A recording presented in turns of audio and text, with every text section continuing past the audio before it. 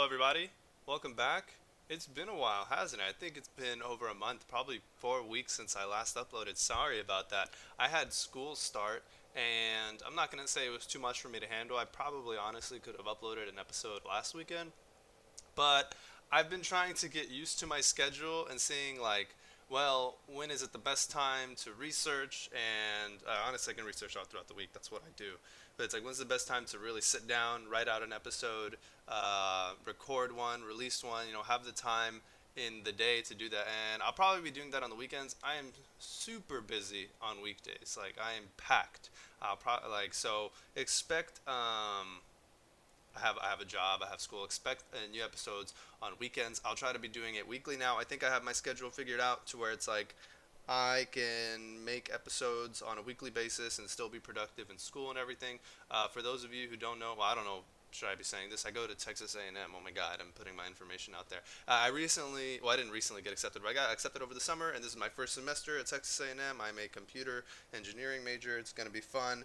Um, yeah, so let's just get right into it. I mean, it's been a few weeks since I last was on here, and a lot, actually, not too much has happened. I mean, very recently, this week stuff has happened, but since I left 4 weeks ago, not a crazy amount of things has happened.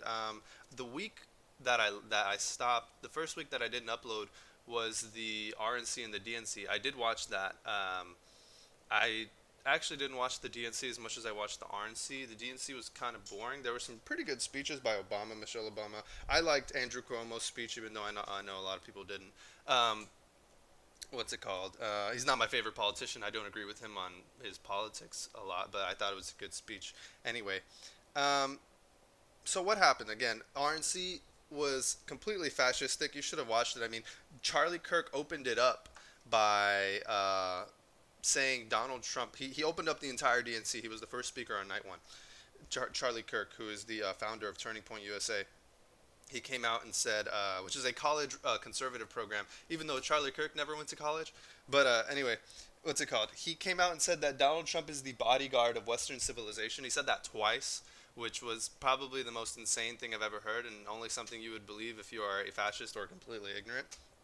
Um, there were a lot of other highlights from the RNC. Honestly, I'm not going to go through it. The DNC went on, which was more boring. Not that the RNC was boring. RNC night 3 was boring, but the other nights it was actually very fun to watch.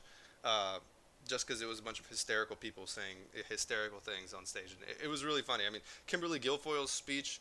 I encourage you to go watch it. She's the girlfriend of the president's son, so of course she got speaking time, right? Of course, because that's who you want to speak at the Republican National Convention. Um, Former Fox News host, I think, and she gave this absolutely unhinged speech where she was yelling. She looked like Emperor Palpatine. I mean, it was crazy. Anyway, okay, I'm sorry. DNC. DNC, I didn't watch it. I don't have much to say about it. On the first night of the DNC, though, Donald Trump knew that the DNC was going to be all over the air and that they were going to get. And Donald Trump hates when other people get attention. So obviously, Donald Trump had an event in Wisconsin during the first night of the DNC, and I watched that instead. And that speech was it was a total fascistic signaling speech. I mean, I encourage you to watch the whole thing. I'm going to play two clips for you here, but I really encourage you to watch the entire thing. It that was probably one of the most unhinged. It was the first speech I felt that on the first night of the DNC uh, by Trump in Wisconsin. It was the first speech I felt in a long time was a real campaign speech. Trump hasn't been able to campaign in a long time because of his own doing, because of what happened with coronavirus. He hasn't been able to hold very large events, and, which is what he thrived off of in 2016. I remember there were even talks of he asked somebody. I'm just remembering this off the cuff. I didn't write this down, but I do know that this is true. He asked somebody, oh man, I forgot who it was, saying like, hey, basically, if I make you vice president, can you just like run the country while I go out and do campaign speeches and campaign? Because that's really what I like to do. I forgot who he asked to do that, but I'll say allegedly. I think this is from pretty good sources, but I'm just remembering this offhand. I didn't write this down or look this up beforehand. But he pretty much asked that of one of the people who would potentially be vice president, I think. So Trump, this is what Trump thrives off of, and he didn't get to do it this year because of coronavirus, because of his own fault. He couldn't go out and campaign. So this this was like a semi-campaign. You can't really call it a campaign speech, but it was like one of the first campaign speeches that I think that Trump has had this year. And again, total fascistic signaling. Watch the whole thing. I'll show two clips, like I said. The first one is here where Trump says the only way they will win is if it's rigged. They being Joe Biden. And he said, and I'm not mincing words here. That's exactly what he said. Take a listen. But, and you're a big beneficiary of that, as you know.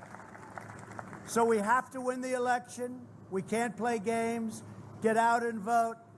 Do those beautiful absentee ballots, or just make sure your vote gets counted. Make sure, because the only way we're going to lose this election is if the election is rigged. Remember that. It's the only way we're going to lose this election. So we have to be very careful. Right. And the audience response, they loved it, obviously. They're saying the only way they win if this rigged, yeah, the Democrats, they're corrupt, whatever. Yeah. And Donald Trump, and then the second clip I'll show you, the crowd did not have such a good response to this one. Even Donald Trump's, that's when you know, these moments like this, like these, are when you know that Donald Trump is really going off the rails here. When even his own crowd is like, oh, I don't know about that one. Listen to this one. or maybe I'm just interpreting this incorrectly. Maybe what Trump said struck them with so much fear that they were left paralyzed, although I doubt it. I think even they thought this was a little tasteless, which is surprising, which is very surprising. But I'm not even going to explain what Trump says. I'll just let you listen. November 4th, they'll announce, well, we've decided to open. November 4th. You got to get out to those polls. I'm serious. This is the most dangerous election we've ever had, the most dangerous, because I don't think we can ever bring it back if they get in. I don't think there's anything called a comeback. It'll be another Venezuela. I used to say that lightly. I now say it very strongly because it's a similar ideology. This will be a large-scale, very large-scale Venezuela if they win. We're going to. So as you hear there, the crowd response wasn't really that great to that one. Trump said if they win, it's going to be another Venezuela. A large-scale Venezuela, by the way, because what happened in an actual Venezuela, that was a small-scale Venezuela. What's going to happen in the United States is a large-scale Venezuela, right? Using the word Venezuela as a verb somehow. Very weird. And I doubt Trump, like I'm not trying to troll here. I'm not trying to be, like, cute or whatever. I'm serious. I doubt Trump has an actual understanding of what happened in Venezuela. Like, I doubt he really understands what happened in Venezuela beyond the socialists took over and it ruined the whole country. Like, I don't know if he has an actual understanding of what happened in Venezuela beyond just that, which, I mean, maybe that's accurate, right? if you're on a certain side of these things, maybe that's all you need to know. Okay. So those were just that. I just wanted to touch on that before we got into the main course, as it were, for today's episode, which is the Woodward tapes that came out recently. So if you didn't hear about this, well, I'm glad to break this to you, but to break this for you. But I'm sure most people, if not everyone, has already seen or heard about this. But basically, Bob Woodward, who is a journalist, he had 18 hours worth of interviews with Trump in February and March, where Trump said some pretty damning things. So the dates are going to be up on the screen for when they said it, and then we're going to talk about why that's relevant later. So I'll just show the clips right now. These are from, well, I'll just let you watch it. It goes through air, Bob. That's always tougher than the touch. The touch, you don't have to touch things, right? But the air, you just breathe the air, and that's how it's passed. And so that's a very tricky one. That's a very delicate one. It's also more deadly than your strenuous flus. This is more deadly. This is 5 per, this is 5% versus 1% and less than 1%. So this is deadly stuff. Well, I think, Bob, really, to be honest with you. Sure, I want you to. I wanted to always play it down. I still like playing it down. Yes, because I don't want to create a panic. So that was a clip of a CNN segment on CBS, that I recorded and then put on my channel. So that's like layers of fake news here, right? No, I'm just kidding. This happened. This is a real interview. This is this is audio from a real interview. This is what Trump actually said. And he said, again, just to say it again, he said he wanted to play it down. He wanted to not cause a panic. And honestly, okay, this is good. Well, this isn't good for anybody, right? Because people are dead because of this, right? But for wanting to, for the aim of removing Trump and having progress in the United States, this is good. Because it's undeniable. Here is Trump saying the thing that we have been saying for months. We being reasonable, normal people in the United States have been saying for months that Trump is playing this down. Trump is not taking this seriously. He's not making any effort to actually bring us any closer to getting over this. And again, we knew this.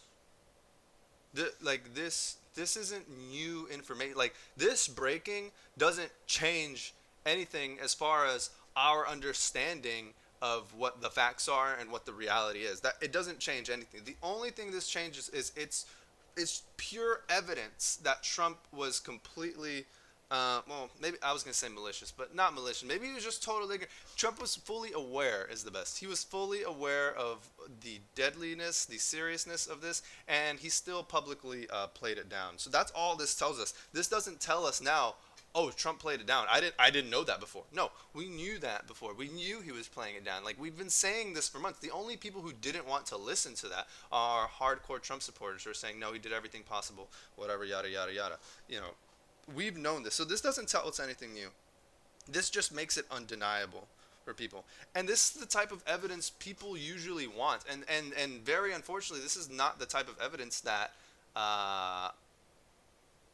we get in real life. You know, on TV and Hollywood, we a lot of times get the impression, you know, from like murder mystery cases or true crime or grand public conspiracy things that are maybe not even based in reality, that there is going to be one tape or there is going to be some message exchange between these people that we're going to use this as the evidence right here. This 100% proves our case of what it is we are trying to prove. Things don't happen that way in real life. Things are a lot of time are circumstantial, or they're like tangential evidence. It'll sort of be like it implies that this happened. This particular Woodward interview that we got, I think, is the type of thing you don't see often, and is the type of thing we really want to see when it comes to making conclusions about what happened in life. Like, did Donald Trump play this down? Well, here's this clip of Donald Trump saying, I wanted to play it down, right? So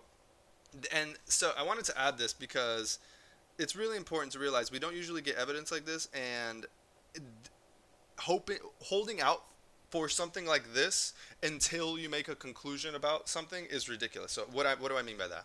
So with the whole thing that was going on with Russia, the Russia investigation, the Mueller probe, was Russia helping Donald Trump? Was there collusion between the Trump campaign and Russia to, somehow ensure Trump's win or make it more likely that Trump would win? So if you are one of these people who is like a Hollywood type, who only takes this Hollywood completely exaggerated evidence that we would never get in real life, the only thing that would have convinced you was if there was a tape of Donald Trump and Vladimir Putin, and they're sitting down and they're shaking hands and they're saying, hey, I really need you to win this election for me. Okay, I will do that by doing X, Y, Z. Okay, thank you, Vladimir Putin. And then they exit the room together. No, it's like, or separately or whatever. Like, we're never going to get that, because that's just not how it happens, and that's not how things happen in real life. They're not that cut and dry, right? What happened? So, not to get too much into Russian collusion in this episode, but I'm just using it as an example. But what did happen? There was collusion between people inside the Trump campaign and or not collusion, communication between people inside the Trump campaign and people who worked in the Russian government and people who we knew to be foreign Russian nationals and spies. And that's not, and they interacted through messages, and they had some secret meetings with people in the campaign. It's never going to be Trump directly himself, and it's never going to be clips saying, I am going to help you win the election, right? Like, you don't, if you hold out for something like that, you're not going to get it, right? But in this situation with Bob Woodward and the coronavirus, we got just that. We got exactly that. But I'm just using that as an example. This is a very exceptional case. You're not going to get evidence like this, and you shouldn't hold out for something like this until you make conclusions about it. Same thing with Russia. We know that there were people in Russia involved with the Russian government and people in Trump's campaign who met with the sole intent of helping Trump win his campaign and smearing his opponent. We know that to be true. Now, that's not as sexy as saying Trump and Putin met in a room and they ensured that the voting machines would be rigged or something, right? But it's not, but it still proves what we already know. Okay, not to spend too much time on this. All right, this broke on the 8th, which was, let me check real quick. How do I not remember this? I think it was a Sunday. No, 8th was a Tuesday, sorry. So this broke on the 8th, which is this Tuesday. And the next day, the White House had a press briefing with Kayleigh McEnany, which is the press secretary. And she came out and she was prepared. Like, she knew this was going to be all the reporters were going to ask her about. And it was. And so she immediately came, and I love it. You know, like, watching these press briefings, you know when they know, they being the Trump team administration, you know when they know that they're about to get grilled, because they come out and then they just list all the accomplishments of Trump and everything Trump has done that makes him such a great president. Kayleigh McEnany immediately came out, and what do you think she talked about on September 9th, 2020, when she knows she's going to be asked about the Woodward tapes? What did Kayleigh McEnany come out and talk about? She said, Donald Trump has made so much progress in the Middle East. We have reached new peace agreements, and it's all thanks to Trump, and it's all thanks to his leadership. And she just went on this whole rant about the Middle East and how Donald Trump has done everything right and has helped secure peace in the Middle East, which is like, what are you talking about? Like, we're here to get, you know what we're going to ask you about. And they're doing it on purpose because they're trying to make the impression for casual viewers watching, for not very smart people watching, which they know is their base. We're going to watch this and say, hey, wow, that's so good, all the things that Donald Trump did. And then all of a sudden, for the rest of the interview, reporters, all they're doing is grilling the White House on these tapes. And it gives the impression that the White House is just doing everything right. They're just doing what they're trying to do. They're trying to make life better for the American people. And look at these fake news reporters. They should be ashamed of themselves. They are so disgraceful in the way they ask questions. And Donald Trump actually had a press conference after the one on the 9th in which he literally said that. I said, those are nasty questions. That's disgraceful. You should be ashamed of yourself. He always tells this to reporters. It's amazing. Anyway, she knew she was going to get grilled. She came prepared, and she spewed constant lies out there. Again, so I just want to get this on the record and out of the way so nobody in my audience and nobody who's watching this ever repeats this stupid talking point. I've debunked it in the past, not on this channel, but in other mediums, and it's just crazy how... Okay, so let me not preface this. I'll just get into it. So the Donald Trump administration, Donald Trump's people under him, his secretaries, his press secretary, other people in his administration. I can literally find several clips from dozens of people in his administration repeating this lie. The lie is that after Trump instituted the ban on travel from China, that Joe Biden came out and called it xenophobic. That is not true. Just period. That is not true. That did not happen. Kayleigh McEnany said this yesterday. She said, she actually said this, I said yesterday, on the 9th. She said this several times, like multiple times multiple times she said the president, and then the vice president, and then she also said the Democrats just in general were calling this xenophobic. We're calling what Trump was doing xenophobic by banning travel to China. That is not true. Now, let me put up on the screen for you right now the the tweet that the White House is referencing from Joe Biden. So as you can see, Trump instituted the travel ban on January 31st. On February 1st, Joe Biden tweeted, "We are in the midst of a crisis with the coronavirus." I say crisis. Okay, I'm going to read that. "We are in the midst of a crisis with the coronavirus. We need to lead the way with science, not Donald Trump's record of hysteria xenophobia, and fear-mongering. He is the worst possible person to lead our country through a global health emergency. Anywhere in there are they talking about? Is Joe Biden talking about the travel ban? No. You would have to want to assume that that was Donald Trump. It takes an unreasonable amount of motivated thinking for this sort of thing to happen, for you to make that conclusion that he's referencing the China travel ban when talking about xenophobia and hysteria and fear mongering. No, well, he said Donald Trump's record of this. So the things he's done in the past. I feel like I don't have to explain this, but they will. I promise you, I guarantee you, they will continue to repeat this. They've repeated this in the past. It's a bold-faced lie, and they do it because they think it helps them. They think it makes them look good. They think it makes them look anti-xenophobic, we're not racist, but we get called racist. Hey, white middle-class Republican voters. Don't you hate when someone accuses you of being racist when in reality you're just being practical, or you're just telling the truth or telling it how it is? That's what this signal is. Like, hey, we're trying to do something good for the world. We're trying to, decrease the spread of the virus. And look at the other side. They're calling us racist. They must be completely unreasonable. Yeah, again, you'd have to be crazy to believe any of this stuff. Okay. And I guess the final thing I'll talk about is, well, I'll say this first. I don't know if I have to say this, but again, these interviews of Trump saying, this is deadly stuff. He says, I want to play this down. These are from February and March, if you will remember. And I actually have the receipts right here.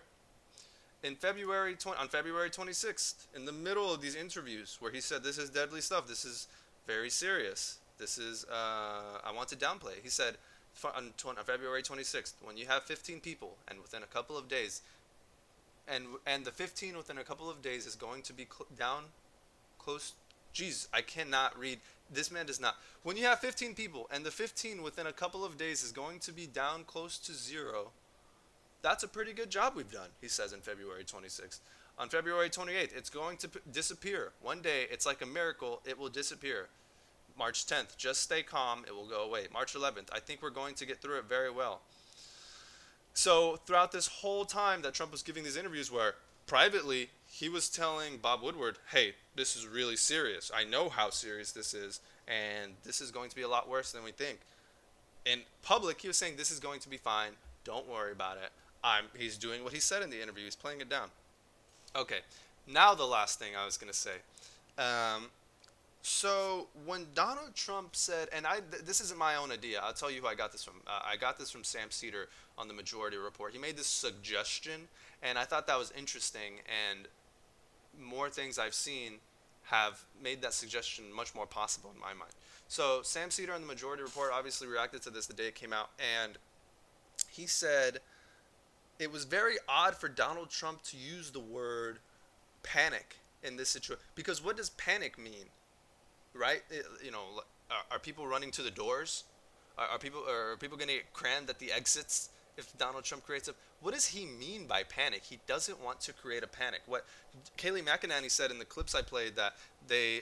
actually, no, I haven't played this clip yet because this clip is for what I'm about to use. So Kayleigh McEnany suggests that it has to do with food supplies or something, or that they don't want people running to the grocery stores, but that happened anyway. And then Kayleigh McEnany slips. She slips in this clip I'm about to play.